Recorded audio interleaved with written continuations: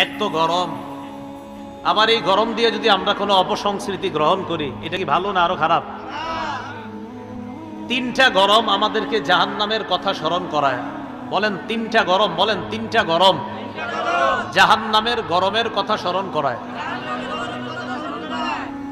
বলেন এক নাম্বার গ্রীষ্মকালীন গরম, বলেন গ্রীষ্মকালীন, এই যে এখন গ্রীষ্মকাল না, এই গরম। দুই নাম্বার জ্বরের গরম। কিসের গরম?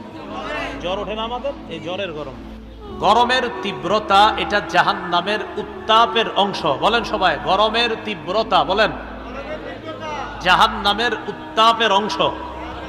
তাহলে আমরা বর্তমানে যে গরমে আছি এটা কিসের অংশ বলেন? তাহলে এই গরমটা আমাদেরকে কোন আগুনকে স্মরণ করায় দেয়? জাহান্নাম। এই তো মাশাআল্লাহ। তো রাসূলুল্লাহ সাল্লাল্লাহু আলাইহি সাল্লাম বললেন, ইন্না শিদ্দাতাল হাররি, গরমের তীব্রতা